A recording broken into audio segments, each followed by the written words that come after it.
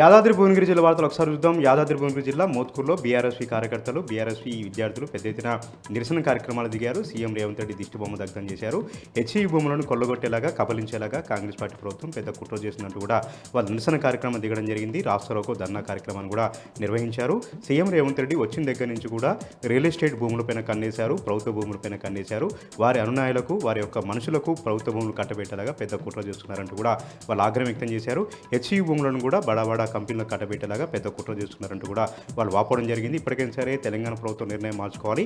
University భవిష్యత్తు కోసం, విద్యార్థుల భవిష్యత్తు కోసం హెచ్ఈ భూముల జోలికి వెళ్ళొద్దంటూ కూడా వాళ్ళు ఈ సందర్భంగా డిమాండ్ చేశారు.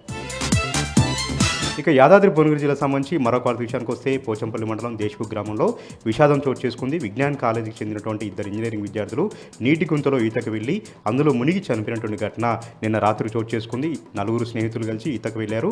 అక్కడ క్వారీ గుంతలో నీళ్లు ఉండడంతో లోతు అంచనా వేయకపోవడంతో నలుగురు కూడా అందులో దిగారు. అందులో ఇద్దరికి ఈత రాకపోవడంతో అందులో మునిగి చంపినట్టుగా పోలీసులు చెప్తా ఉన్నారు. ఈ ఘటన పట్ల పోలీసులు కేసు నమోదు చేసుకొని దర్యాప్తు చేస్తూ ఉన్నారు. ఇక సూర్యాపేట జిల్లా వార్తలు ఒకసారి చూద్దాం. సూర్యాపేట జిల్లా తుంగతుర్తి నియోజకవర్గం తుంగతుర్తి మండలం సంగెం గ్రామంలో బీఆర్ఎస్ కార్యకర్తలు, బీఆర్ఎస్ నాయకులు ఎండినటువంటి పంట పొలాలను పరిశీలించారు. దీంతో పాటు రైతు భరోసా నిధులు ఇప్పటివరకు కూడా విడుదల కాలేదు. కేవలం 3 ఎకరాల వారికి మాత్రమే రైతు భరోసా నిధులు విడుదల చేశారు. మొత్తంగా అందరికీ అర్హులైనటువంటి ప్రతి రైతుకు కూడా రైతు భరోసా నిధులు విడుదల చేయాలని కూడా వారి సందర్భంగా నిరసన కార్యక్రమాన్ని దిగడం జరిగింది. సూర్యాపేట జిల్లాలో తుంగతుర్తి నియోజకవర్గంలో ఎక్కడికక్కడ పంటలు ఎండిపోయాయి. రైతులు తీవ్రంగా నష్టపోయారు, సర్వస్వం కోల్పోయారు. ఎండిపోయినటువంటి పంట పొలాలు కూడా నష్టపరిహారం అందించాలని కూడా ఈ సందర్భంగా బీఆర్ఎస్ పార్టీ కార్యకర్తలు, నాయకులు డిమాండ్ చేశారు. ఇక సూర్యాపేట జిల్లా సంబంధించి మరొక విషయానికి వస్తే, సూర్యాపేట జిల్లా నూతనకుల మండలం మిర్యాల గ్రామంలో చంద్రయ్య గౌడ్ అనేటువంటి ఒక సర్పంచి హత్యకు దారితీసింది. ఆ హత్యకు కారణమైనటువంటి నిందితుడిని కఠినంగా శిక్షించాలి.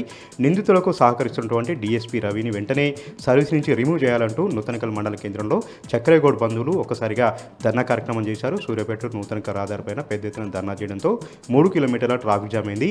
డీఎస్పీ మొదటి నుంచి కూడా నిందితులకు సహకరించి వస్తూ ఉన్నాడు. వర్గ విభేదాలకు తావిచ్చేలాగా, వర్గ ఘర్షణకు తావిచ్చేలాగా డీఎస్పీ ఒక వర్గాన్ని ప్రవేశిస్తున్నారంటూ కూడా వాళ్ళు ఈ సందర్భంగా ఆగ్రహం వ్యక్తం చేయడం జరిగింది. డిపార్ట్మెంట్ వారిగా శిక్షణ తీసుకోవాలి, క్రమశిక్షణగా చర్యలు తీసుకోవాలి. డీఎస్పీ రవిని సర్వీస్ నుంచి రిమూవ్ చేయాలని కూడా వారి సందర్భంగా డిమాండ్ చేశారు. పైగా ఫోన్లు చేసి మీ అంతు చూస్తానంటూ డీఎస్పీ రవి బెదిరిస్తున్నాడంటూ కూడా వాళ్ళు ఈ సందర్భంగా వాపోయారు.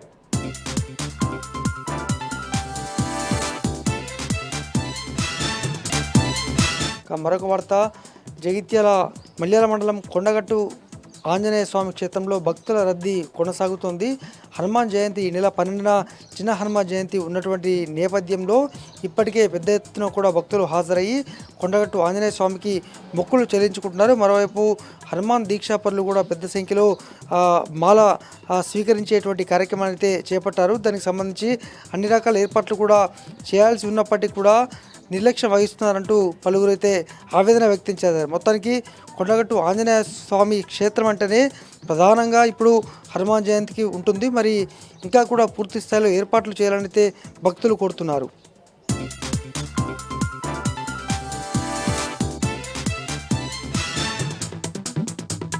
పెద్దపల్లి జిల్లాకు సంబంధించి ఈరోజు ప్రధాన వార్తలు చూసుకున్నట్లయితే, రామగుండం మున్సిపల్ కార్పొరేషన్ పరిధిలో అనుమతులు లేకుండా నిర్మిస్తున్నటువంటి ఎన్టీపీసీకి సంబంధించినటువంటి 6 భవనాలకు సంబంధించినటువంటి వాటిపైన మున్సిపల్ శాఖ ఆధ్వర్యంలో భారీ జరిమానా విధించడం జరిగింది. రామగుండం మున్సిపల్ కార్పొరేషన్ ఇన్ఛార్జ్ కమిషనర్గా ఉన్నటువంటి అరుణశ్రీ దీనికి సంబంధించి ఎన్టీపీసీ సంస్థకు సంబంధించిన టీటీఎస్లో 6 అంతస్తులో నిర్మిస్తున్నటువంటి 6 చోట్ల 6 అంతస్తులో నిర్మిస్తున్నటువంటి భవనాలకు ఇలాంటి అనుమతులు లేకపోవడంతో తెలంగాణ మున్సిపల్ యాక్ట్ ప్రకారం 99,28 లక్షల రూపాయల భారీ జరిమానాను విధించడం జరిగింది. దీనికి సంబంధించి మార్చి 19వ తేదీన ఎన్టీపీసీ సంస్థకు నోటీసులు జారీ చేసినప్పటికీ కూడా ఇప్పటి వరకు కూడా ఎలాంటి స్పందన లేకపోవడంతో భారీ జరిమానా అయితే విధించినట్లుగా అరుణశ్రీ వెల్లడించడం జరిగింది. అలాగే మరొక ప్రధాన వార్త చూసుకున్నట్లయితే, పెద్దపల్లి జిల్లా గోదావరికని సిరి ఫంక్షన్ హాల్లో టీబీజీకేఎస్ కేంద్ర కమిటీ సమావేశం నిర్వహించడం జరిగింది. ఈ యొక్క సమావేశానికి టీబీజీకేఎస్ అధ్యక్షుడు మిర్యాల రాజిరెడ్డి పాల్గొని దిశానిర్దేశం చేయడం జరిగింది. ఈ సందర్భంగా బొగ్గు బావులకు సంబంధించిన సింగరేణి విస్తరించి ఉన్నటువంటి 11 డివిజన్లకు సంబంధించినటువంటి ప్రతినిధులంతా కూడా ఈ యొక్క సమావేశంలో పాల్గొని 11 డివిజన్లలో కార్మికులు ఎదుర్కొంటున్నటువంటి సమస్యలు, పెండింగ్ సమస్యల గురించి కూడా తీవ్రంగా చర్చించడం జరిగింది. ఈ అనంతరం టీబీజీకేఎస్ అధ్యక్షుడు మిర్యాల రాజిరెడ్డి మాట్లాడుతూ గుర్తింపు సంఘం, ప్రాతినిధ్య సంఘం, రెండు సంఘాలు కూడా కార్మికుల హక్కులను కారలాస్తున్నాయి. సింగరేణి సంస్థ కూడా వారికి వంతాసు పాడుతుందంటూ కూడా ఆరోపించారు. వెంటనే బీఆర్ఎస్ పాలనలో టీబీజీకేఎస్ గుర్తింపు సంఘంగా ఉన్న సమయంలో అనేక హామీలు కూడా నెరవేర్చినటువంటి అంతా కూడా టీబీజీకేఎస్కే దక్కుతుందందుకు కూడా ఆయన మిర్యాల రాజిరెడ్డి కూడా వెల్లడించడం జరిగింది. అంతేకాకుండా ఎన్నికల సమయంలో రెండు సంఘాలతో పాటుగా కూడా కాంగ్రెస్ పార్టీ ఇచ్చినటువంటి ఏ ఒక్క హామీ కూడా ఇప్పటికీ కార్మికులకు అందలేదంటూ కూడా ఆయన దుయ్యబట్టారు. అంతేకాకుండా కనీసమైనటువంటి తాగునీటి సౌకర్యం, వైద్యం కూడా పూర్తి స్థాయిలో కార్మికుని అందని పరిస్థితి ఉంది కాబట్టి ఈ యొక్క రెండు సంఘాలు కూడా పూర్తిగా విఫలం చెందాయంటూ కూడా ఆయన ఆరోపించారు. ఇప్పటికైనా కూడా ఇచ్చిన హామీలతో పాటుగా కార్మికుల సంరక్షణకు పెద్దపీట వేసి ఆ విధంగా సంక్షేమం అందించాలంటూ కూడా డిమాండ్ చేశారు. లేని పక్షంలో పెద్ద ఎత్తున కూడా ఆందోళన చేపడతాం, సమ్మెలకు సైతం కూడా వెనుకాడే ప్రసక్తి లేదంటూ కూడా ఈ సందర్భంగా మిర్యాల రెడ్డి ప్రభుత్వాన్ని అలాగే గుర్తింపు సంఘం, ప్రాతినిధ్య సంఘాన్ని, సింగరేణి సంస్థను కూడా డిమాండ్ చేశారు. అలాగే మరొక ప్రధాన వార్త చూసుకున్నట్లయితే గోదావరి కని ఎన్టీపీసీలో ఉన్నటువంటి ఖుషి రెస్టారెంట్లో అగ్ని ప్రమాదం సంభవించింది. రాత్రి రెస్టారెంట్కి సంబంధించినటువంటి యజమాని రాత్రిపూట యథావిధిగా తాళం తీసుకుని వెళ్ళిన నేపథ్యంలో ఉదయం తెల్లవారుజాములోకి వచ్చేసరికి రెస్టారెంట్ నుండి భారీ పొగలు రావడంతో అక్కడ ఉన్నటువంటి స్థానికులంతా కూడా యజమానికి విషయం తెలపడం జరిగింది. దీంతో హుటాహుటిన వచ్చినటువంటి యజమాని చూడేసరికి రెస్టారెంట్ అంతా కూడా అగ్ని ఆగుకోవడంతో ఫైర్ ఇంజన్కి కాల్ చేయడం జరిగింది. దీంతో వెంటనే వచ్చినటువంటి అగ్నిమాపక సిబ్బంది కూడా మంటలను ఆర్పడం జరిగింది. దీంతో ఎలాంటి ప్రాణ నష్టం లేకపోయినప్పటికీ కూడా భారీ ఆస్తి నష్టం జరిగిందంటూ కూడా బాధితులు అయితే వెల్లడించడం జరిగింది.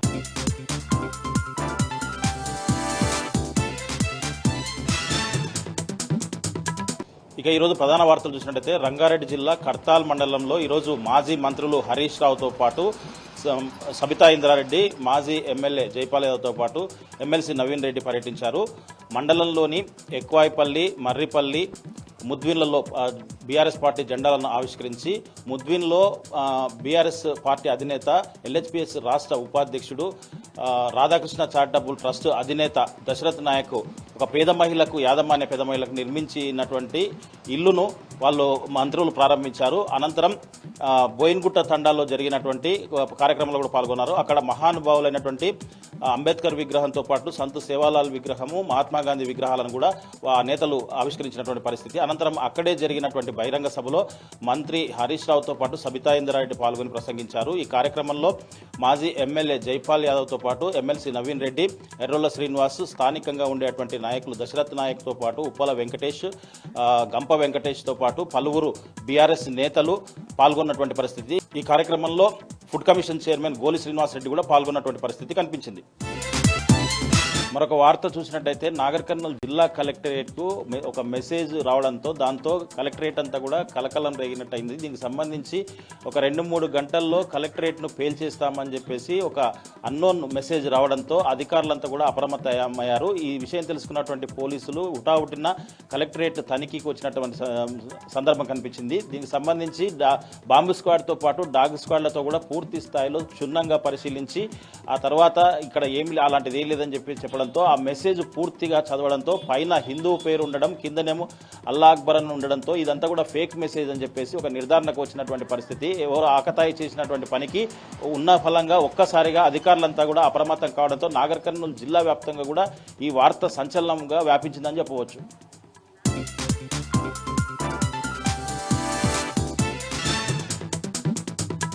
ఉమ్మడి మెదక్ జిల్లాలో ఈరోజు ప్రధాన వార్తలు ఈ విధంగా ఉన్నాయి. సిద్దిపేట జిల్లా వార్తలు వచ్చేసరికి గజ్వేల్ నియోజకవర్గ పరిధిలోని ఎర్రవల్లి సమీపంలో ఉన్న కేసీఆర్ వ్యవసాయ క్షేత్రంలో ఈరోజు కరీంనగర్, ఆదిలాబాద్ జిల్లాలకు సంబంధించిన బీఆర్ఎస్ పార్టీ ముఖ్య నాయకులతో కేసీఆర్ సమావేశమయ్యారు.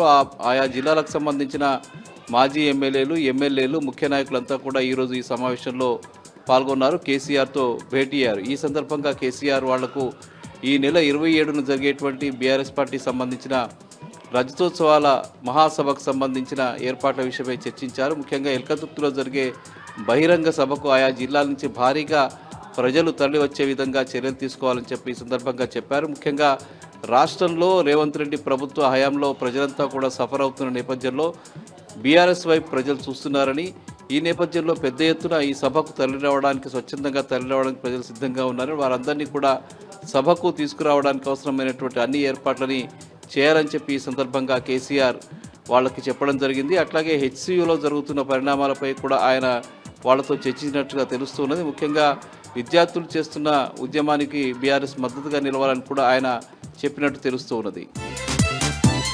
ఇక గజ్వేల్ నియోజకవర్గంలో ఈరోజు భారీ వర్షం కురిసింది. నియోజకవర్గంలోని అన్ని మండలాల్లో కూడా భారీ వర్షం నమోదైంది. మార్కెట్ యార్డ్లోకి వచ్చినటువంటి ధాన్యం తడిసిముద్దైనటువంటి పరిస్థితి. అక్కడ వరి ధాన్యంతో పాటు పొద్దుతిరుగుడు, పత్తి పంటలు కూడా పూర్తిగా తడిసిపోయినట్టుగా చెప్తున్నారు. రైతులు పెద్ద ఎత్తున నష్టపోయినట్టుగా తెలుస్తోంది.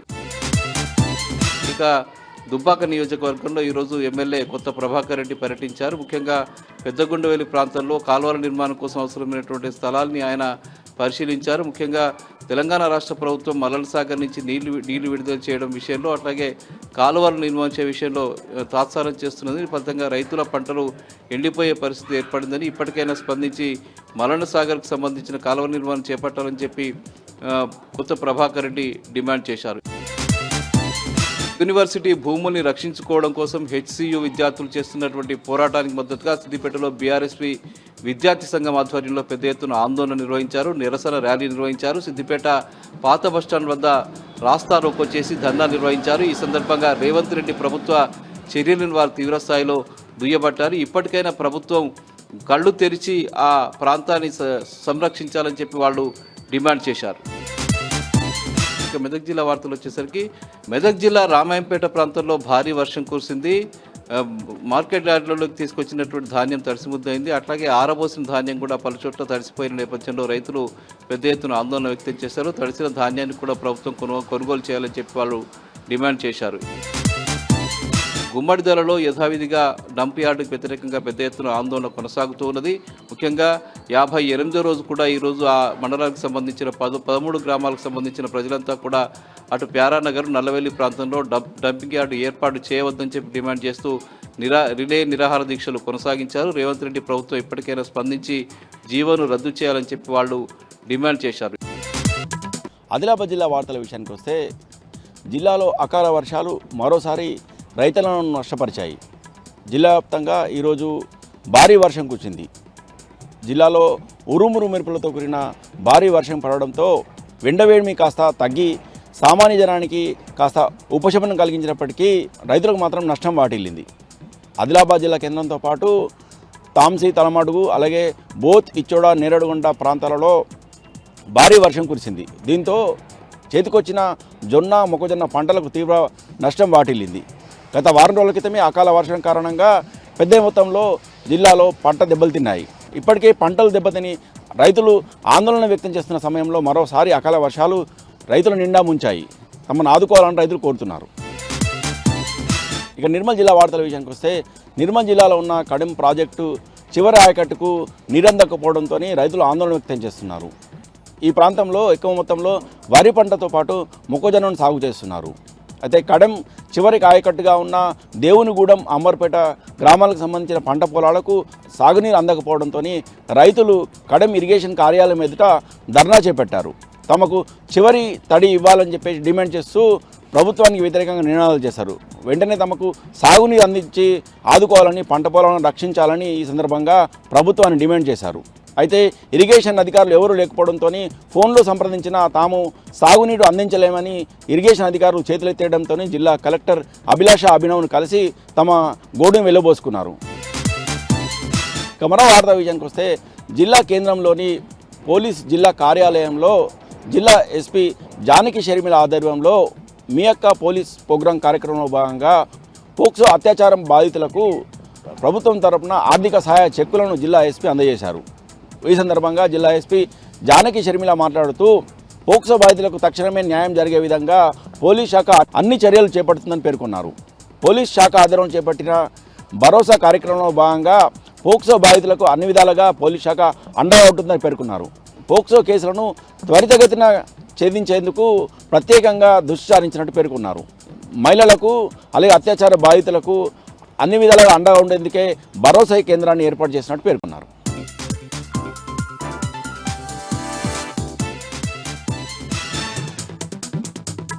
ఇవాళ ఉమ్మడి ఖమ్మం జిల్లా వార్తలు ఒకసారి గమనిస్తే హెచ్యు భూములు లాక్కోవద్దు అంటూ సాగుతున్న ఉద్యమం జిల్లాలకు కూడా పాకింది.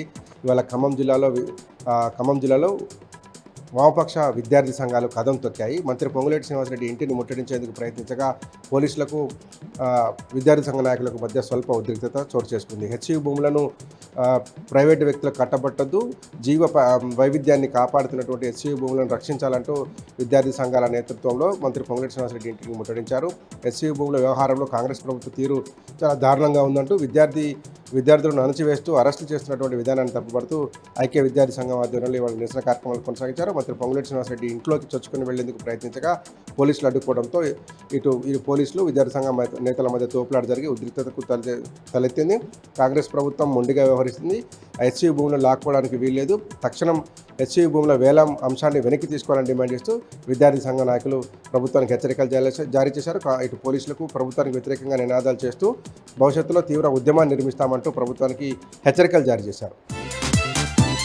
ఇక మధిర తహసీల్దార్ కార్యాలయం ఎదుట సిపిఎం ఆధ్వర్యంలో పెద్ద ఎత్తున ఆందోళన కార్యక్రమం కొనసాగించారు.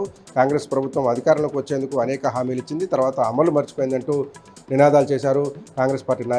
కాంగ్రెస్ పార్టీ వ్యతిరేకంగా నినాదాలు చేశారు. పాల్గొన్నటువంటి సిపిఎం నాయకులు, స్థానిక ప్రజలు 6 గ్యారంటీల పేరుతో చెప్పారు, ఒక గ్యారంటీ కూడా అమలు చేయలేదంటూ నినాదాలు చేశారు. మహిళలకు 2,500 రూపాయలు ఇవ్వాలని, ఉపాధి హామీ కూలీలకు 12,000 రూపాయలు ఇస్తామని చెప్పి అధికారంలోకి వచ్చి అది మర్చిపోయారని చెప్పి నినాదాలు చేశారు. తక్షణం పెన్షన్లు పెంచాలి, 6 గ్యారంటీలో భాగంచినటువంటి ప్రతి ఒక్క హామీని నెరవేర్చాలని డిమాండ్ చేస్తూ సిపిఎం పార్టీ ఆధ్వర్యంలో నిరసన కార్యక్రమం కొనసాగించారు. దశల వారీగా ఉద్యమాన్ని నిర్మిస్తాం, ప్రభుత్వం 6 గ్యారంటీలు అమలు చేసే వరకు ఆందోళన కొనసాగిస్తామంటూ మధిర నియోజకవర్గంలో నాయకులు ప్రకటించారు. హెచ్యు భూములకు వ్యతిరేకంగా కొనసాగుతున్న ఉద్యమంలో ఇవాళ ఇల్లందులో బీఆర్ఎస్ యువి విద్యార్థి సంఘం నాయకులు ఆందోళన బాటపట్టారు. వినూత్న కార్యక్రమంలో నిరసన కొనసాగిస్తూ అంబేద్కర్కు వినతి పత్రం సమర్పించారు. కాంగ్రెస్ ప్రభుత్వానికి మంచి బుద్ధి ప్రసాదించాలని, హెచ్యు భూములు విద్యార్థులకు అకాడమిక్ అవసరాలకు ఉపయోగించేలాగా ప్రభుత్వానికి కనువిప్పు కలిగించేలాగా అంబేద్కర్ చొరవ చూపాలంటూ విద్యార్థి సంఘ నాయకులు నినాదాలు చేశారు. స్థానిక జగదాం సెంటర్లో ఉన్నటువంటి నిరసన కార్యక్రమం కొనసాగించి అంబేద్కర్ బొమ్మకు వినతి పత్రం సమర్పించారు. బీఆర్ఎస్వి విద్యార్థి సంఘ నాయకులు, పెద్ద ఎత్తున తరలించిన విద్యార్థి విభాగ నాయకులు కాంగ్రెస్ ప్రభుత్వం నిర్ణయాన్ని వెనక్కి తీసుకోకపోతే మాత్రం పెద్ద ఎత్తున ఉద్యమిస్తామంటూ ప్రభుత్వాన్ని హెచ్చరించారు.